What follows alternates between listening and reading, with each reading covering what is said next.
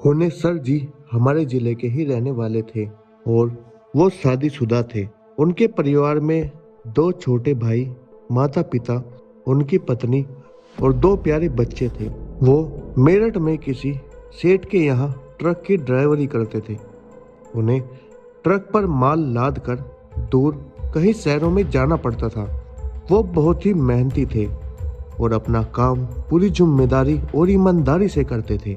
उनके काम से उनका सेठ भी बहुत खुश रहते थे और हर महीने उन्हें अपने साथ लेकर डाक घर जाते थे और हर रोज 1200 रुपये उनके घर मनी ऑर्डर जरूर करवाते थे। मास्टर जी की जीवन गाड़ी बहुत ही मजे से चल रही थी। कभी कभी उनको माल लेकर लखनऊ, बनारस यहाँ तक भी जाना पड़ता था। एक बार की बात है, मास्टर जी रात को करीब 10 बजे ट्रक लेकर निकले। उन्हें दिल्ली की ओर जाना था। उनके साथ सोनू नाम का एक कंडक्टर भी था। नेसर जी सोनू को अपने बेटे जैसा मानते थे और उसे ट्रक चलाना भी सिखाते थे। अब सोनू ट्रक चलाने में निपुण भी हो गया था। उस रात सोनू ने जिद की कि वो ही ट्रक चलाएगा और आप आराम से सो जाइए, मगर मास्टर जी ने ना कहकर खुद ट्रक चलाते हुए निकल पड़े और सोनू उनके बगल में बैठा रहा। रात के करीब 1 बजे होंगे। ट्रक एक चौड़ी सड़क पर तेजी से दौड़ी चली जा रही थी। अचानक मास्टर जी को पता नहीं क्या हुआ कि वह सड़क के किनारे ट्रक रोककर बीड़ी सुलगाकर पीने लगे।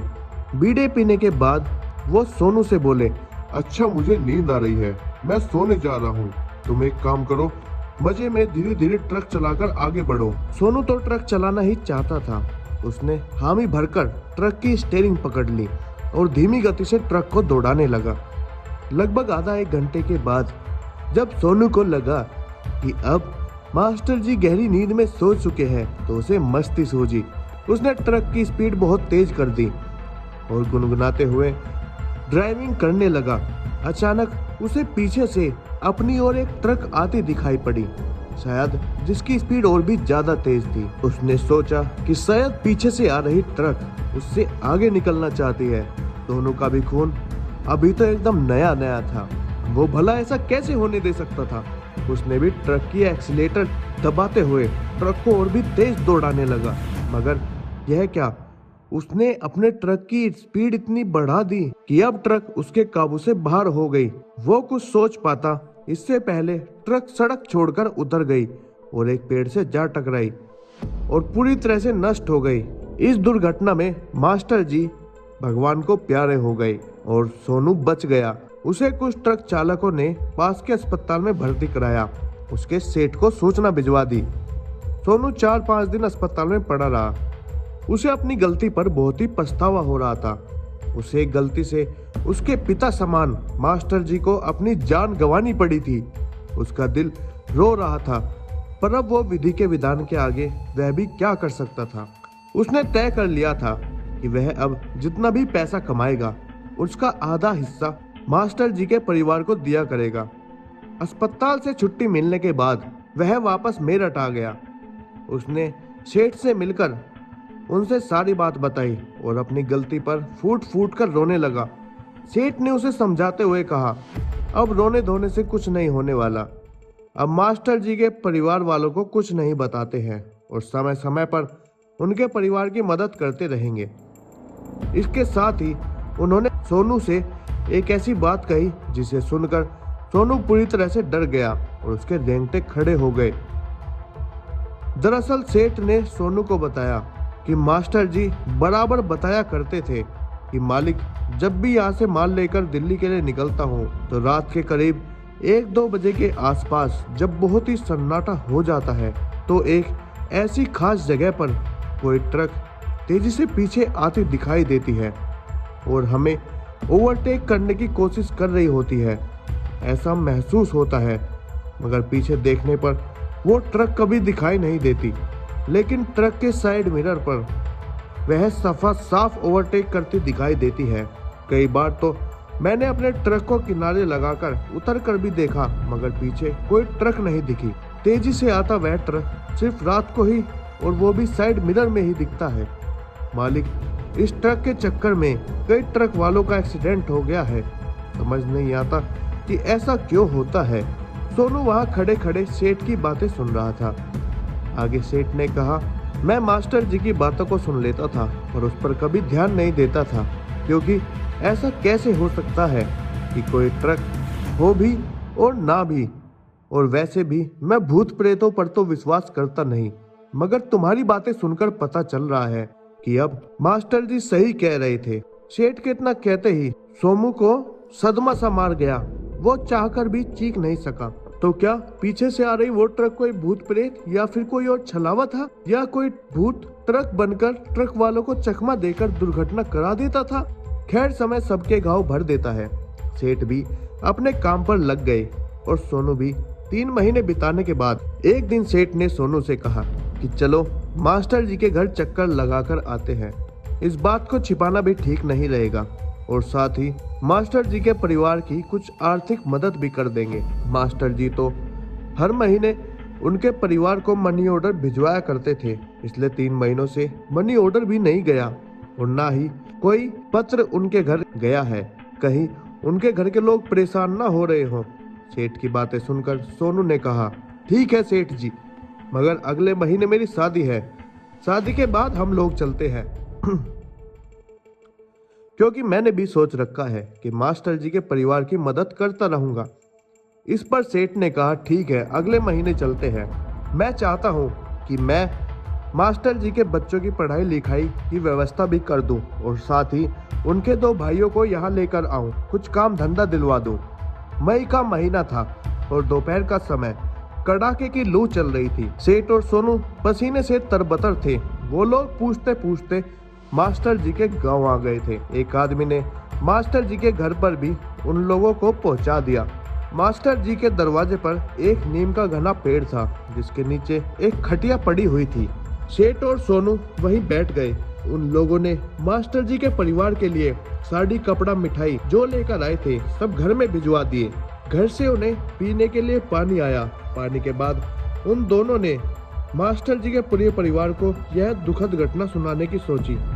मगर यह क्या, अभी वो लोग कुछ कहने ही वाले थे, तभी एकदम से साइकिल की घंटी की आवाज उन्हें सुनाई दी और वो लोग रुक गए। साइकिल उसी नीम के आगे आकर रुकी और साइकिल से डाकिया उतरा और डाकिया ने मास्टर जी के पिता को जय राम जी की करते हुए मनी ऑर्डर सौंपा। मनी ऑर्डर सौंपने के बाद डाकिया चला गया। डाकिया के जाने के बाद मास्टर जी के पिताजी ने कहा, जब आप लोग आ ही रहे थे तो फिर मास्टर जी को यह पैसे डाक से लगाने की क्या जरूरत थी? आप लोगों के हाथ ही भिजवा दिया होता। मास्टर जी के पिता से इतना सुनते ही सेठ और सोनू दोनों हक्के बक्के रह गए। सेठ ने थूक सुकड़ते हुए मास्टर जी के पिता से पूछा, क्या कहा?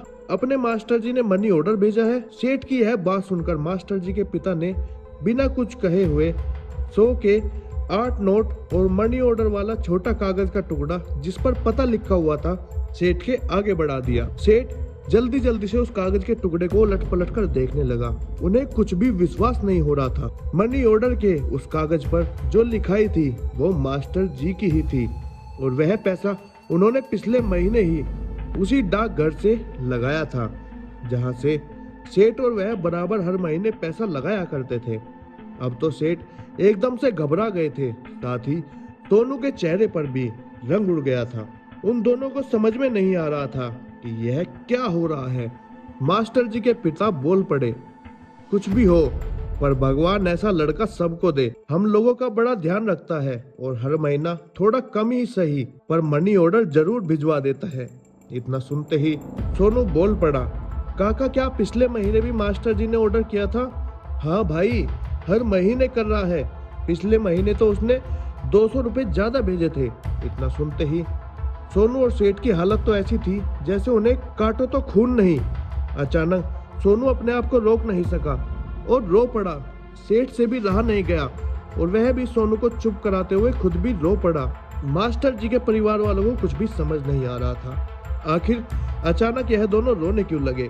अब उस नीम के नीचे गांव के और भी लोग जमा हो गए थे। सेठ ने थोड़ी हिम्मत करके सारी बात कह डाली। यह बात सुनते ही वहां खड़े लोग, खासकर महिलाओं में रोना पीटना शुरू हो गया। पर अब भी उन मास्टर जी के घरवाले यह बात मानने को तैयार नहीं थे कि पिछले 4 महीनों से मास्टर जी नहीं रहे।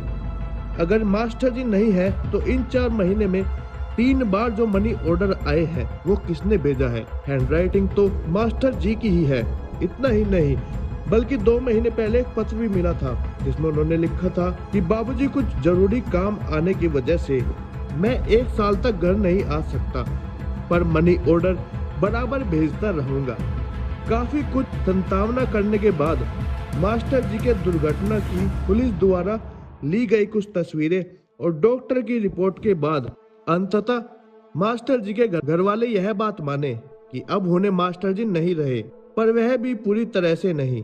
गांव वालों ने और कुछ और लोगों ने मिलकर अंतिम क्रिया संपन्न की और सारे काम विधिवत संबंधित किए गए। इसके बाद मास्टर जी के दोनों भाई सेठ के पास मेरठ चले गए। सेठ ने उन्हें कारखाने में अच्छे वेतन पर नौकरी दिलवा दी। इसके साथ ही सेठ हर महीने मास्टर जी के परिवार के लिए कुछ पैसे मनी ऑर्डर करता था। खैर जो भी हो, आज भी सोनू को यकीन नहीं हो रहा है कि उसका पीछे करने वाला कोई ट्रक भूत चला रहा था और मरने के बाद भी मास्टर जी अपने परिवार को मनी ऑर्डर कर रहे थे। खैर अब मास्टर जी के परिवार को पूरी तरह से यकीन हो गया है यह वह इस दुनिया में नहीं रहे, क्योंकि उनका पत्र मनी ऑर्डर यह सब अब नहीं आता और इस घटना को अब काफी समय भी हो गया है। तो दोस्तों यह थी आज की कहानी, आज की पहली कहानी। तो चलिए बढ़ते हैं दूसरी कहानी की ओर। पता नहीं मैं वहां पर क्यों जा रहा हूँ, पर कुछ लोग कहते हैं वहां पर हवाएं बसती है, लेकिन फिर भी किसी चीज को अंजाम तक लाने के लिए कोई हरकत हो जाती है। कभी हम करते हैं तो कभी वह जिसका नाम नहीं लेना चाहिए, और उनके लिए तो घर की औरतें शाम को दिया जलाती हैं ताकि वह घर के अंदर ना आ सके।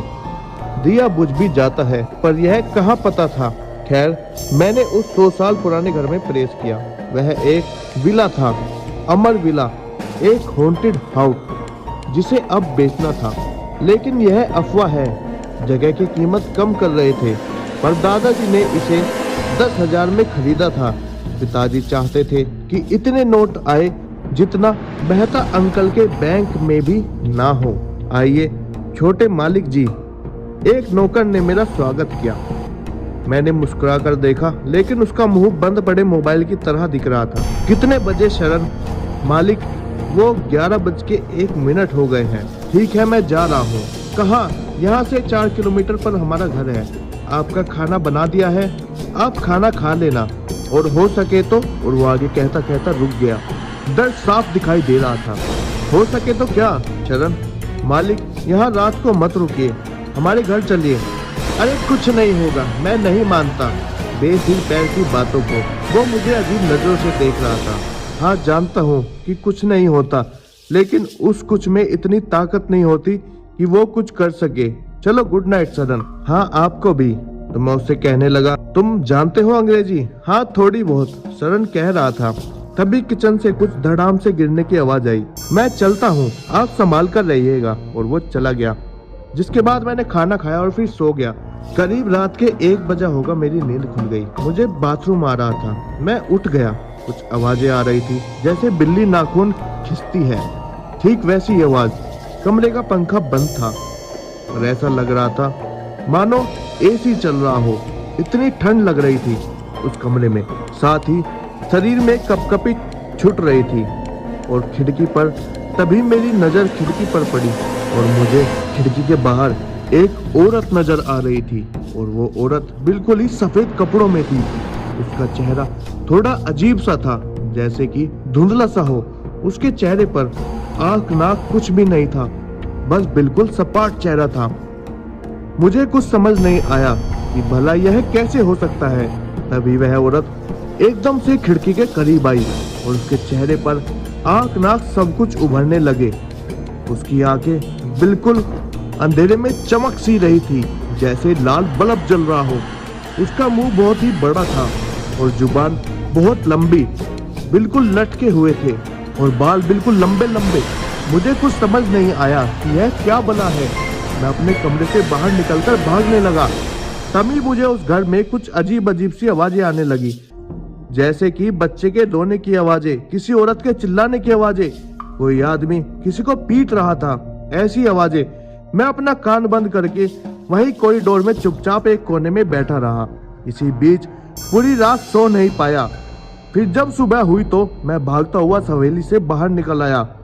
शरण आता दिखाई दिया। शरण को मैंने पूरी बात बताई, जिसके बाद उसने कहा, मैंने तो पहले ही कहा था साहब कि रात में यह हवेली बहुत ही खतरनाक होती है, आपको नहीं रुकना चाहिए था यहाँ। जिसके बाद मैं उसी दिन वहाँ से अपने घर वापस लौट आया। तो दोस्तों, यह थी आज की कहानियाँ। अगर आपको यह कहानियाँ पसंद आई हो तो वीडियो को लाइक और चैनल को सब्सक्राइब करना ना भूले। तो मैं भी आपका दोस्त कहानी बात जल्दी मिलूंगा आपसे ऐसे ही कहानियों के साथ। तब तक के लिए अपना ख्याल रखें। धन्यवाद।